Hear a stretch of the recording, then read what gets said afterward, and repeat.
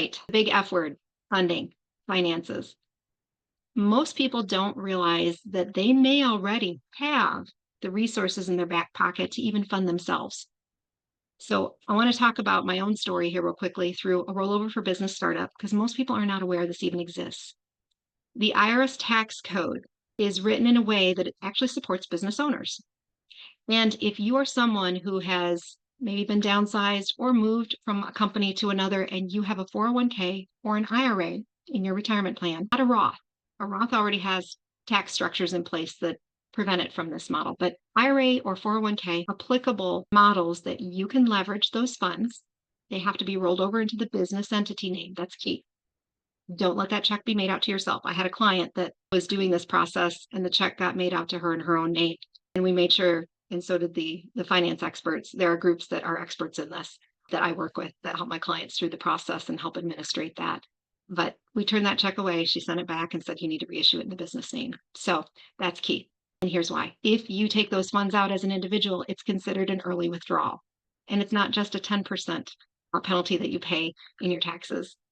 It's what you made that takeout on top of your earnings from your job or business. So keep that in mind. A rollover for business startup can be a great way to fund yourself. And most people don't even think about that.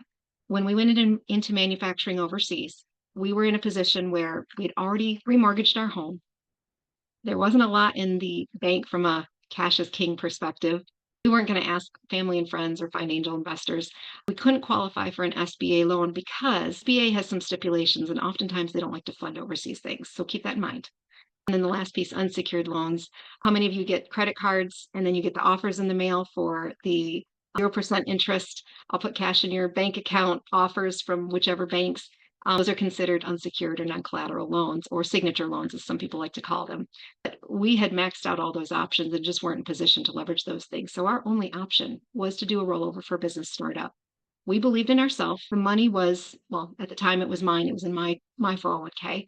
And again, if you think about money as a tool, or think about it like seeds to a farmer behind me who's getting ready to plant a crop, and if you can grow that sooner rather than later, and you believe in yourself versus putting it in a stock market and investing in other people's businesses that you have no information, control, or decision-making power of how they do or when they do, we decided to take a bet on ourselves.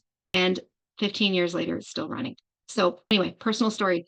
Home equity. I'm going to talk about that for just a moment. I do have a lot of clients that will leverage equity in a home and they will take out that account and loan, and then they will pull out the funds when they need it. So they just get approved, get it set up. You don't have to pull it all out at once. The same thing with your retirement account. You do not have to pull it all out at once. I often say we use and we borrow to produce, to consume. So be mindful and thoughtful, be a savvy business owner and a decision maker when it comes to using money as a tool. So whatever business you're starting, just keep in mind you've got a lot of options. It's also wise to inspect your financial positioning now. Where are you? How are you leveraged? What is your credit score? How many of you know right now on an estimation standpoint about what your credit score is? And if you can't answer that right now, later I'll go check it, okay? You can usually make a free call or check Mint or Credit Karma or call your credit card company. You can look at your Federal TransUnion is one of the offices that you can also check on your credit score. So you can get a free credit score every year. It doesn't cost you anything. So do that and check that. SBA, I'm going to hit that one real quickly here too. The Small Business Association loves to help business owners. Now, there are stipulations with that. I just mentioned one of them. Overseas business. Really tough to prove that our new business idea was going to make it. Banks don't like to take that chance. They take calculated risks. Now, they are in the business of making money off your loans with those interest rates. Good news today, though, in 2025, the Feds just cut the interest rates. Those of you that don't know, you can go Google it later, okay? Okay, you're Googling it now. All right, never mind. Anyway, it's good news because you have more borrowing power at a little bit lower interest rate. The SBA, the Small Business Association, also offers funding options, and they have certain things that you can get educated on. There are specific loans if you already have a business that you need to get more capital, you need to buy a bunch of trucks, you need to buy trailers, you need to hire more people. There are specific loans that are structured for that. Oftentimes, you need to have a really well-written business plan. Most people don't know where to go to start to write a business plan. Grand Valley Seidman School of Business and the Economic Development Center can help you with that. There are coaches and there are mentors available. So just know having a good plan, presenting that, and being clear about what your intentions are. SBA also wants to know that you have a little bit of experience.